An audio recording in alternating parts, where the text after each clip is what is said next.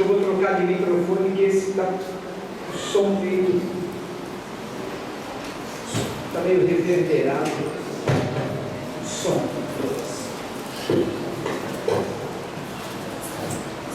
Som. 2. Qual é?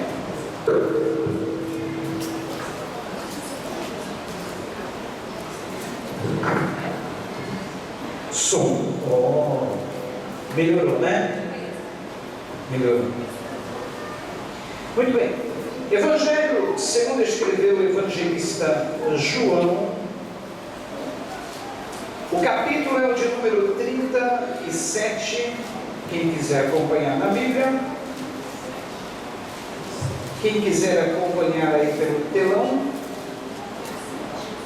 capítulo 7, eu vou ler apenas 2 versículos, ou melhor, eu vou ler até o 41.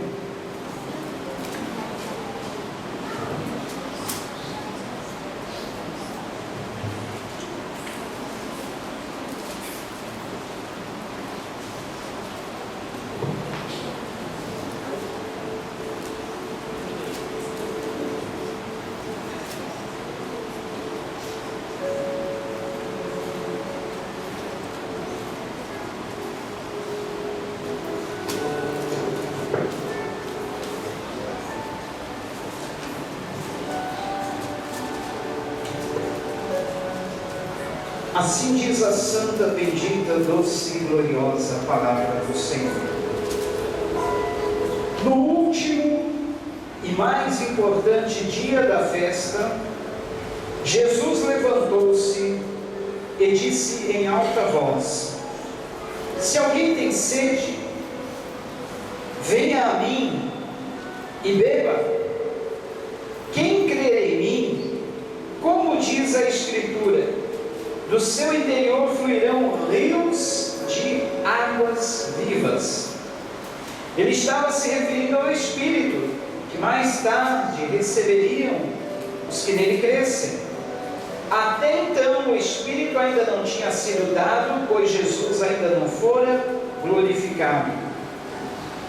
Ouvindo as suas palavras, alguns dentre o povo disseram: certamente este homem é um profeta.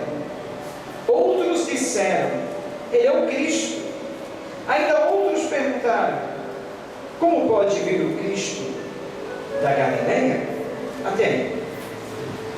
Senhor, que esta palavra nesta noite caia em cada coração como uma chuva fina, refrescante, esperada. Como essa chuva fina que está caindo aí fora, Senhor, caia a Tua palavra como gotas de refrigério em cada coração aqui nesta noite. Que nós possamos sair daqui verdadeiramente refrigerados em meio às lutas da nossa vida, que possamos sair daqui dessedentados, que possamos sair daqui fortalecidos por esta água, que possamos sair daqui alimentados, verdadeiramente alimentados. Que cada um aqui, desde o menor até o maior, saiba, Jesus, que Tu és a água da vida, o que há de mais essencial para a gente, para a nossa sobrevivência. Esta é a oração que eu te peço, e que nenhum poder do mal, nenhuma força das trevas possa atrapalhar ou impedir os Teus filhos de conhecer esta verdade, em nome de Jesus. Amém. Passei com a minha esposa, minha filha Usana, essa semana 5 dias em São Paulo, visitando a casa da sogra. Bom, né? Visitar a casa da sogra, a gente come, bebe, faz tudo numa boa. E resolvendo algumas coisas por lá, como cada 6 meses a gente faz. E eu tive a oportunidade de andar pelas ruas de São Paulo, conversar com pessoas. E o assunto mais falado em São Paulo, vocês sabem qual é, né? A falta d'água. O assunto mais comentado nos jornais, a escassez de água devido à falta das chuvas, os reservatórios de água ficando escassos, uma seca terrível. E no Dia Mundial da Água, o representante da ONU disse que se alguma coisa não for feita urgente, não falando em termos de Brasil somente, mas em termos de mundo, se alguma providência não for tomada urgente, no sentido de aprimorar, aperfeiçoar as técnicas de irrigação na agricultura, em pouquíssimo tempo, o mundo estará entrando num colapso de fome, porque a falta d'água não atinge somente, não é um problema só da água. Para os irmãos terem uma ideia, a falta de água também afeta a energia elétrica. A falta de água impede a lavoura de produzir os alimentos. A falta de água impede também o gado de crescer. Então atrapalha tudo. Para os irmãos terem uma ideia, todas as civilizações conhecidas do planeta, elas nasceram à margem de algum rio. Sem água não há vida. O planeta que nós chamamos de Terra, ele só é habitável, só há vida aqui porque há água. Se não houvesse água, não haveria vida. Então o problema da água vai muito além. Se os irmãos pensam que o problema da água afeta só São Paulo, porque o sistema Cantareira está secando, nós aqui temos fontes de água, não correndo risco, me engano. Porque grande parte dos alimentos que nós consumimos vem dessas regiões onde a água está escasseando. De onde vem a nossa energia elétrica? Então afeta na verdade o país todo. E o secretário da ONU estava certíssimo. Se alguma coisa não for feita, algum sistema não for inventado urgente que melhore a irrigação da agricultura, teremos um problema não só de falta de água, falta de alimento, graves crises políticas, porque aí surgem também as guerras. Aqueles poucos países onde estarão abastecidos pela água, poderão sofrer invasões, interferências de estados estrangeiros. Então vocês veem que o problema é muito grave, o problema é muito sério. Mas nós não estamos aqui para falar sobre problemas, notícias ruins, notícias desse tipo, porque isso aí vocês estão cansados de ver no noticiário, na televisão, jornais, revistas. Se vocês quisessem ouvir notícia ruim, coisa assim, vocês estariam em casa vendo Fantástico, né? Mas fantástico mesmo é estar aqui na presença de Jesus. Isso é fantástico. É fantástico estar na presença de Jesus, ouvindo as boas novas. Sabe qual é a boa nova da noite? Sabe qual é a boa notícia? Essa que Jesus acabou de nos falar agora, quentinha, da hora. Ele disse que Ele é a água da vida. E quem beber da água que Ele tem para dar, nunca terá sede, nunca terá falta de água, nunca terá escassez. Jesus é a água da vida. Pronto, está resolvido o nosso problema. Se o problema é falta de água, nós temos Jesus que é a água da vida. E quem crer nele nunca jamais terá sede. Quem crer nele, do seu interior fluirão rios de água viva. Então o problema está aí resolvido. Mas Jesus, ele falou que a água da vida, fazendo uma comparação, assim como a água é essencial para a vida, sem água não há vida, sem água não há sobrevivência, sem água não há condições. Ele quis dizer que sem Jesus não dá para a gente viver. Sem Jesus, não há condições de vida. Jesus falou isso no 7º dia de uma festa chamada Festa das Cabanas, ou Festa dos Tabernáculos, que acontecia anualmente em Israel. E sabe o que eles faziam no último dia da festa? Eles faziam uma procissão até o alto de uma escadaria do templo. Lá no alto da escadaria eles pegavam aqueles cântaros grandes, chegavam e jorravam água pela escadaria abaixo. Aí no meio daquela cena toda, Jesus, ele sobe lá no alto da escada, e na hora que todos estavam vendo aquela água escorrendo, ele disse assim: olha, Se alguém tem sede, venha a mim e beba. Quem crer em mim, como diz a Escritura, do seu interior fluirão rios de água viva. E as pessoas começaram a perguntar: mas quem é esse? Esse aí não é o carpinteiro de Nazaré, não é filho de José, filho de Maria? Quem é esse cara? Porque ele está dizendo aí que quem tiver sede, venha a ele e beba. Que quem crer nele, no seu interior fluirão rios de água viva. Quem é esse cara? E alguns creram que ele era o Cristo, o Filho de Deus, porque somente o Filho de Deus teria esse grande poder. Quer ver isso? Olha, em outro encontro que Jesus teve, dessa vez com uma mulher, em João capítulo 4, havia uma mulher, é uma mulher anônima, a Bíblia nem fala o nome dessa mulher, a Bíblia simplesmente chama essa mulher de samaritana, e diz que essa mulher ia à fonte, ao poço, buscar água, por volta do meio-dia. Para os irmãos terem uma ideia, Israel é uma nação plantada, crescida no deserto, numa terra seca. Lá não há uma abundância de águas como nós temos aqui. Em alguns locais existem poços, onde as pessoas vão buscar água para a sua subsistência. E havia esse poço, que era chamado Poço de Jacó, onde muitas pessoas iam buscar água.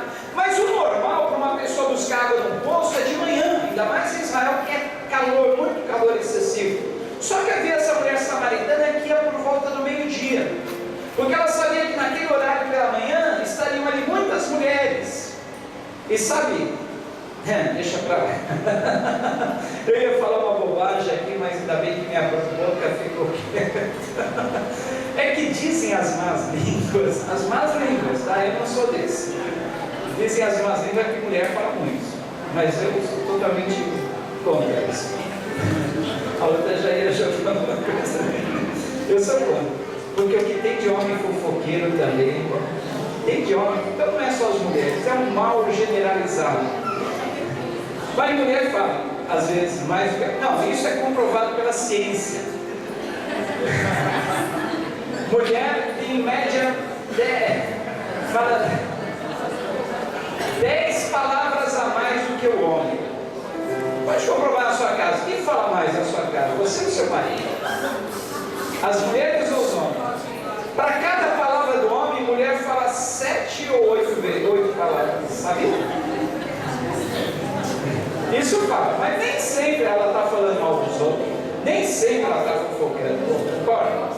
Isso aí é algumas exceções.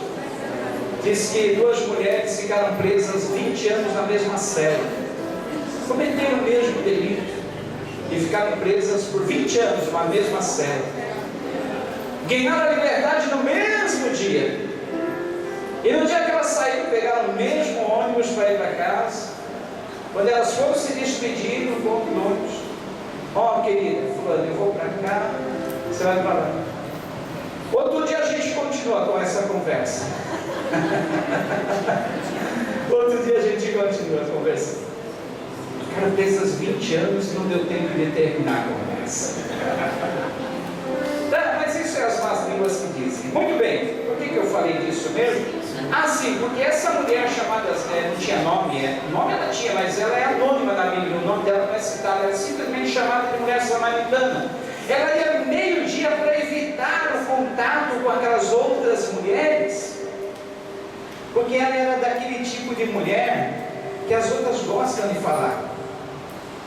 Ela não tinha uma vida muito assim, digamos, digna. Era uma mulher meia... O que eu posso dizer? Uma mulher, pronto. A Bíblia fala que era uma mulher que tinha 5 maridos. 5 maridos. Não sabemos o que aconteceu isso, o fato dela ter 5 maridos na vida. Mas ela teve 5 maridos. E com certeza, a vida dela era meio comentada. Então ela chegava na fonte com o cântaro dela para pegar água, outras mulheres davam, olha, lá vem a fulana. Já trocou de marido de novo. Troca mais de marido do que de roupa. Era esse tipo de comentário que as outras vizinhas comentavam dela. Aí ela vai meio-dia buscava naquele poço. E Jesus estava lá um dia desse. Aí Jesus aproxima-se dessa mulher, senta-se na beira do poço, vê ela fazer aquele esforço, enchendo águas, tirando água do poço, enchendo seus cântaros para levar para casa. E Jesus quis puxar a conversa para ela. Falou: mulher, você me dá um pouquinho dessa água para mim beber? Ela olhou para ele. Ela viu que Jesus era judeu. E o judeu não tinha costume de se comunicar com os samaritanos. Ela era samaritana. Dava para notar nas aparências físicas. E outra coisa, um homem judeu nunca, jamais conversava com uma mulher em público. E eles tinham um motivo para isso. Vocês sabem que na Bíblia, na cultura judaica, vamos dizer na cultura judaica, as mulheres são menosprezadas pelos homens. Até hoje, na cultura judaica é assim. Mulher não entra em contagem, recenseamento. Se fala que numa cidade tem 100 mil habitantes, ele só conta os homens, não contam as mulheres. E um judeu achava que era vergonhoso conversar com uma mulher em público, ou que ele estaria perdendo tempo na conversa, não teria nada a ser acrescentado a ele conversando com a mulher, estaria simplesmente perdendo tempo. Mas Jesus veio mudar essa história. Ele veio valorizar o ser humano. Ele veio dizer que a mulher tem tanto valor como o homem. Ele quis dizer que ninguém é superior a ninguém, as mulheres têm o seu valor. Para começar, se não houvesse as mulheres no mundo, nenhum de nós estaríamos aqui, porque todos nós nascemos de uma mulher, correto? Certo? Então, as mulheres são valorizadíssimas. Não tem como dizer: eu acho interessante, esquisito, estranho esse papo dos judeus, dizer que a mulher é inferior, a mulher tem menos valor. Então Jesus veio para mudar disso, veio para mudar isso. Chegou e começou a conversar com a samaritana. Ele ainda pediu um copo d'água para ela. Veja só, Jesus, o Filho de Deus, o Criador dos céus, Criador da terra, Criador de tudo que há, ele poderia simplesmente, se ele quisesse, ele não transformou água em vinho, ele podia transformar uma pedra em água, ele podia fazer descer a água do céu ali para ele beber, ele tinha todo esse poder. Mas ele resolveu pedir um copo d'água para uma mulher. E a mulher ficou surpresa. A mulher ficou admirada: olha, um homem conversando comigo, e era um judeu conversando comigo. O coração dela, cheio de defesa, cheio de paredes, cheio de obstáculos, já amoleceu. Olha a sabedoria de Jesus. E ela então olhou para ele: mas como? Tu sendo um judeu, pede de beber a mim água, que sou uma mulher samaritana? Aí Jesus olhando para ela: mulher, se tu soubesse quem é que te pede água, tu é quem me pediria, e eu te daria água da vida. Aquela mulher pensou assim: poxa, se esse cara tem essa água para me oferecer, uma água que a pessoa bebe e nunca mais tem sede, está resolvido o meu problema. Eu não vou ter que vir mais ao poço, ao calor do dia, meio-dia, para buscar dessa água, está resolvido o meu problema. Mas Jesus estava falando de um outro tipo de água. Ele estava falando de uma água que alimenta o espírito, uma água que preenche o vazio da alma, uma água que resolve a sede espiritual. Sede espiritual. Alguém aqui já sentiu essa sede espiritual? Sede de conhecer esse algo mais, sede de conhecer esse Jesus, sede de conhecer as coisas de Deus, aquele estranho vazio lá dentro da alma que parece que nada preenche, nada satisfaz. Você está buscando, correndo aqui, correndo ali e não encontra. Eu senti esse vazio, essa sede, essa fome espiritual. Na minha adolescência eu tinha 13, 15 anos. Eu passei essa sede até os 19 anos. Mas aos 19 anos, quando eu descobri que Jesus era aquela água que poderia alimentar, me descedentar, preencher o meu vazio, me refrigerar, encher a minha alma, eu bebi dessa água e nunca mais senti esse vazio, nunca mais senti essa falta de água na minha vida. Porque Jesus, ele veio exatamente para resolver esse problema. Todo homem, toda pessoa, ele tem um vazio dentro de si, e nada preenche esse vazio. Não existe nada. Você pode ter todas as coisas do mundo, você pode pode ser a pessoa mais rica, ter todos os tipos de lazer, entretenimento, ter todos os bens materiais, ter todo tipo de riqueza, ter o que você quiser. Se não tiver Jesus, esse vazio não é preenchido. A verdade é, 90% das pessoas que se suicidam são pessoas ricas, chegaram ao topo, alcançaram tudo o que podiam e queriam na vida, e na verdade nunca foram satisfeitas. Pode ver isso. Você está cansado de ver notícias de pessoas que se mataram, suicidaram? Quem são? Artistas, cantores, pessoas da mídia, pessoas que subiram, alcançaram o topo, chegaram lá em cima, e aí quando chegaram, não viram mais razão de ser, não viram mais razão de viver. Cheguei até aqui, alcancei isso, esse vazio não me deixa, esse vazio ainda me perturba, o que falta mais é eu alcançar. É por isso que Jesus é a água da vida. Sem água não há sobrevivência, sem Jesus não há como viver. É só Jesus, gente, não tem outra forma de viver, não tem outra forma da gente sobreviver, não tem outra forma da gente preencher esse vazio na nossa alma, só Jesus.